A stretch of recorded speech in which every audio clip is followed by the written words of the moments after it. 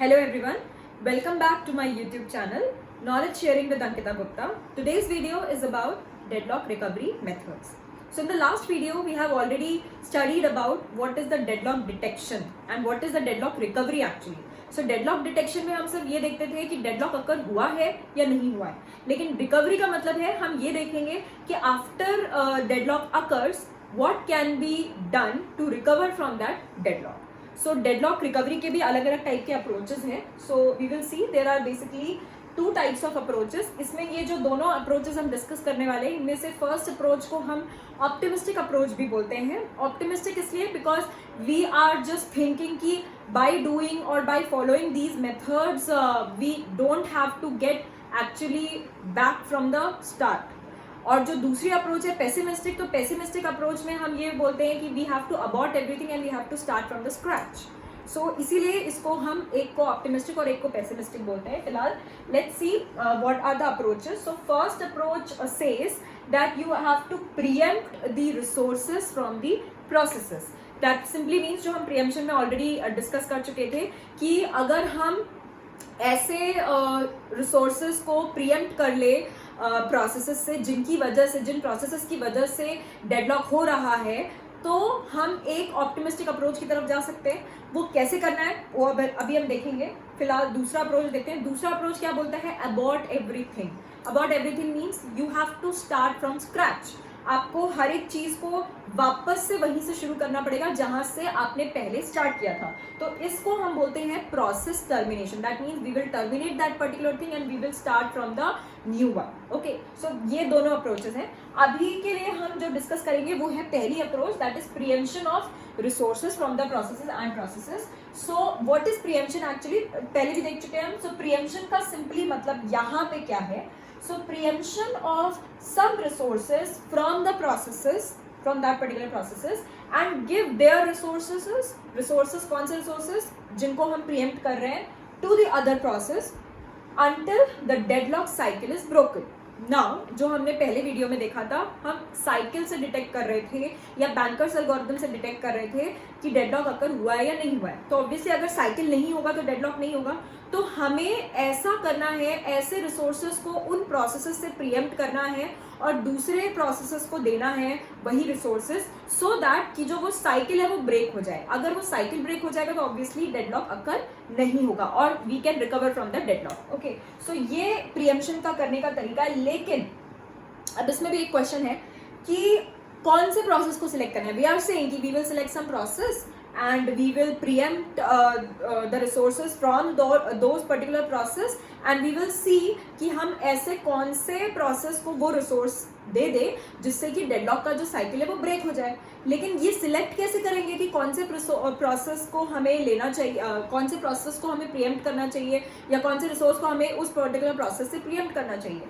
तो उसके लिए हमें देखना पड़ेगा कि कैसे इसका सिलेक्शन करना है. तो इसी के लिए तीन चीजें हैं जो बहुत इंपॉर्टेंट है और रिकवरी में आपको एक्चुअली में यही बताना होता है.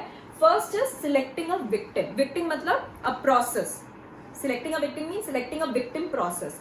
विक्टिम वो विक्टिम ऐसे प्रोसेस को हम विक्टिम बोलेंगे जो कि जिससे हम रिसोर्स प्रीएम्प्ट करने वाले. Okay, second is roll back. तो रोल बैक करना है मतलब पीछे से स्टार्ट करना है, पीछे जाना है. लेकिन कितना पीछे जाना है? एकदम स्टार्टिंग से जाना है तो स्टार्टिंग से जाना मतलब प्रोसेस टर्मिनेशन ही हो जाएगा, या एक थोड़ा पीछे जाना है, कुछ स्टेप्स पीछे जाना है, तो इसको हम बोलते हैं रोल बैक. और तीसरा है starvation. Starvation is very important because अगर हम एक ही प्रोसेस को बार बार प्रीएम्प्ट कर रहे हैं, बार बार उससे रिसोर्स ले रहे हैं उसका, और ऐसा बार बार मतलब अनडिफिनिटली टाइम तक होता ही चला जा रहा है, तो उस केस में वो प्रोसेस स्टार्व कर सकते हैं. That means it may lead to a starvation problem also. तो हमें ऐसे करना है, इस तरीके की टेक्निक्स अपनाने हैं जिससे कि स्टार्वेशन प्रॉब्लम भी अकर ना हो. So let's see one by one. So such a victim process which cost less. ऐसा हमें विक्टिम चूज करना है, ऐसा हमें प्रोसेस चूज करना है जो कि जिसकी वजह से हमारी कॉस्टिंग जो है वो बहुत कम हो. ऐसा ना हो कि जिससे हमें बहुत नुकसान हो और हमारा वापस से कॉस्टिंग उसकी वजह से बहुत ज़्यादा बढ़ जाए. तो ये किस चीज़ पे बेस्ड होना चाहिए? तो हमें विक्टिम को सिलेक्ट करने के लिए क्या क्या चीज़ों को देखना चाहिए? First is priority. प्रायोरिटी का सिंपली मतलब है कि अगर कोई प्रोसेस की हायर प्रायोरिटी है और दूसरे प्रोसेस की लो प्रायोरिटी है, तो अगर हमारे पास ऐसा ऑप्शन है कि अगर हम लो प्रायोरिटी प्रोसेस को चूज कर सकते हैं और उससे डेडलॉक का साइकिल ब्रेक हो सकता है, तो we will try to choose that particular process. Obviously, if there is no option to choose, rather to choose the higher priority process to break the cycle, then obviously we will go for that. But if there is an option कि अगर दो option है और दोनों में से एक lower priority और एक हायर प्रायोरिटी टास्क है, so process है, so we will always go for the lower priority to select it as a victim. दूसरा हमें ये भी चेक करना चाहिए, बहुत सारे फैक्टर्स हैं, हम यहाँ पे 2-3 ही फैक्टर्स देख रहे हैं बिकॉज इतना ही आपको समझने के लिए इंपॉर्टेंट है. How long process has completed, हमें ये भी देखना जरूरी है कि एक प्रोसेस ने अपना कितना एग्जीक्यूशन कंप्लीट कर लिया है, उसको प्रीएम्प्ट करना बेटर रहेगा. ऑब्वियसली अगर एक ऐसा प्रोसेस जिसने बहुत थोड़ा सा अपना एग्जीक्यूशन स्टार्ट किया है, या एक दूसरा प्रोसेस जिसने अपना काफ़ी कुछ एग्जीक्यूशन कंप्लीट कर लिया है, थोड़ा सा ही उसका एग्जीक्यूशन बचा है, तो ऑब्वियसली उसको प्रीएम्प्ट करना बेटर होगा. सो इट विल ऑल्सो, ऐसा जरूरी नहीं है, it will depend on the system. तो हमें ये भी देखना जरूरी है whenever we are selecting a process as a victim कि उस प्रोसेस ने कितना अपना एग्जीक्यूशन कंप्लीट कर लिया है. दूसरा next factor, how many and what type of resources has that process used. उस पर्टिकुलर प्रोसेस ने जिसको कि हम विक्टिम की तरह सिलेक्ट करना चाह रहे हैं या हमारे पास ऑप्शंस हैं, उसमें हम ये भी देखेंगे कि उसने कितने रिसोर्सेज और किस किस टाइप के रिसोर्सेज को यूज किया है. इससे हम ये भी आइडेंटिफाई कर सकते हैं कि एक पर्टिकुलर टाइप के रिसोर्स को यूज करने से ही क्या डेडलॉक अगर हो रहा है. तो इस तरीके की अगर हम स्ट्रैटेजी या और भी अलग अलग फैक्टर्स हैं, you can think of many factors like this.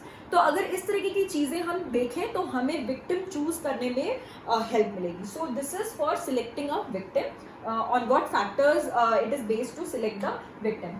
Now the next one is rollback. तो rollback जैसे मैंने आपको बताया था कि भी दो तरीके हैं. एक तो rollback उस सिचुएशन तक, उस पर्टिकुलर स्टेट तक जो कि एक सेफ स्टेट थी. सेफ स्टेट हमें पता है हम कैसे आइडेंटिफाई करते हैं, हम बैंकर से भी आइडेंटिफाई कर सकते हैं कि अभी हमारी जो नीड है और जो अवेलेबिलिटी है उसमें रिलेशन क्या है, उससे हमें पता चल जाएगा कि सेफ स्टेट है या नहीं.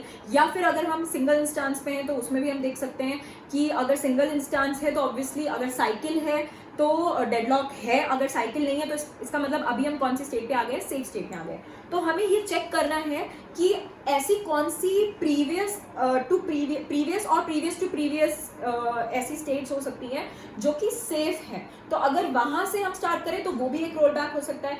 या अगर हमारे पास ऐसा कोई ऑप्शन मिल ही नहीं रहा है तो ऑब्वियसली हमें क्या करना पड़ेगा, प्रॉपर रोल बैक. और that means we have to abort it, terminate it and we have to start from the scratch. तो इसको हम बोलते हैं अबॉर्ट ऑल, या फिर इसको हम टोटल रोल बैक भी बोलते हैं. So this is the second one. So ये भी एक पार्ट है, लेकिन रोल बैक क्योंकि दो तरीके के हो सकते हैं इसीलिए हम इसको ऑप्टिमिस्टिक अप्रोच में कंसिडर कर रहे हैं. And the last one is जो कि मैंने आपको स्टारवेशन बताया कि अगर एक ही प्रोसेस बार बार सिलेक्ट किया जा रहा है प्रीएम्प्ट करने के लिए, तो ऑब्वियसली क्या होगा, स्टारवेशन अकर हो सकता है. तो स्टारवेशन से बचने के लिए हमें ये भी देखना है कि अगर एक ही प्रोसेस बार बार चूज हो रहा है विक्टिम की तरह, तो हमें एक कंडीशन ऐसी लगानी चाहिए कि अगर एक प्रोसेस एक पर्टिकुलर नंबर ऑफ टाइम्स तक चूज हो चुका है एज अ विक्टिम, तो फिर अब दूसरा प्रोसेस कोई विक्टिम की तरह चूज किया जाना चाहिए. सो अगर इस तरीके के मेजर्स होंगे तो ऑब्वियसली इस पर्टिकुलर अप्रोच को हम बोलेंगे preemption of resources from process, और we can say this is the optimistic approach. So ये हो गया आपका first type of approach.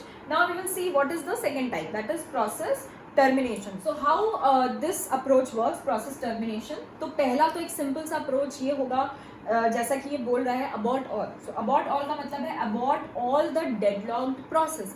जितने भी प्रोसेस हमें दिख रहे हैं डेडलॉक कंडीशन में हैं, उन सारे प्रोसेसेस को एक साथ अगर हम अबॉर्ट कर दें, मतलब वो सारे प्रोसेसेस अपना एग्जीक्यूशन कब से स्टार्ट करेंगे, एकदम स्टार्टिंग से स्टार्ट करेंगे. सो क्या ये अप्रोच अच्छी होगी, क्वेश्चन ये है कि क्या ये अप्रोच अच्छी होगी. No, it will not be okay because this type of approach will be very costly. Costly क्यों होगी, क्योंकि सारे अप्रोच, अगर कोई एक प्रोसेस ऐसा है जिसने अपना एग्जीक्यूशन ऑलमोस्ट पूरा कंप्लीट कर लिया, सिर्फ थोड़ा सा ही उसका एग्जीक्यूशन बाकी है, और कुछ एक प्रोसेस है जिन्होंने 60-70% एग्जीक्यूशन कंप्लीट कर लिया, तो ऑब्वियसली उन प्रोसेसेस से बेटर है वो प्रोसेस अबॉर्ट करना जिन्होंने बहुत कम एग्जीक्यूशन किया है. जैसे कि हम एक एग्जाम्पल देख सकते हैं, लाइक मेरे पास 3 प्रोसेस हैं एक सिस्टम में जो कि अभी डेडलॉक स्टेट में है. तो एक P1 नाम का प्रोसेस है जिसने अपना 90% एग्जीक्यूशन कंप्लीट कर लिया. P2 जो एक प्रोसेस है उसने अपना 80% एग्जीक्यूशन कंप्लीट कर लिया, और P3 और P4 भी एक प्रोसेस है जिसमें से एक ने 20% और एक ने 10% अपना एग्जीक्यूशन कंप्लीट कर लिया. तो ऑब्वियसली इस कंडीशन में जब हमें डेडलॉक से रिकवर करना है, तो instead of roll back, or instead of aborting all these 4 process, it's better to abort 1 or 2 process जिनका execution अभी कम हुआ है. Like P1 और P2 को अगर हम यहाँ पे अबॉर्ट करेंगे तो उन्होंने ऑलमोस्ट अपना एग्जीक्यूशन कंप्लीट किया है, सिर्फ 10 और 20% एग्जीक्यूशन बचा है. जबकि P3 और P4 ऐसे हैं जिनका बहुत कम एग्जीक्यूशन हुआ है. तो अगर वो स्टार्टिंग से अपना काम चालू करेंगे तो ये जो अबॉर्शन का प्रोसेस है जिसमें कि हम स्क्रैच से सब कुछ कर रहे हैं, रोल बैक कर रहे हैं, so that will be less costly. तो obviously we have to abort the deadlock process, but not all. We should select which one to abort and which not to abort. So this is the first type of thing, first type of situation. Now अगर मैं ये बोल रही हूँ कि एक time पे एक ही प्रोसेस या एक से ज़्यादा प्रोसेस भी करना है, तो बेटर वे एक दूसरी अप्रोच भी हो सकती है. वो दूसरी अप्रोच ये है कि हम एक बार में एक ही प्रोसेस को अबॉर्ट करें और फिर डिसाइड करें कि नेक्स्ट प्रोसेस जो है वो किसको अबॉर्ट करना है. मतलब हर एक प्रोसेस को अबॉर्ट करने के बाद हम सिचुएशन चेक करेंगे वेदर डेडलॉक हो रहा है नहीं हो रहा है, और फिर वापस से देखेंगे कि अब किस प्रोसेस को हमें अबॉर्ट करना चाहिए. And obviously that will depend on many factors जो हमने डिस्कस किए अभी. सो ये एक बेटर अप्रोच है, abort 1 process at a time and decide next process to abort after deadlock detection. तो जब हम एक प्रोसेस को अबॉर्ट करेंगे तो हमारे पास एक सिचुएशन होगी, उसमें वापस से हमें क्या करना पड़ेगा, डेडलॉक डिटेक्ट करना पड़ेगा कि वेदर अब इस सिचुएशन में एक प्रोसेस हटाने के बाद क्या डेडलॉक वापस से आकर हो रहा है.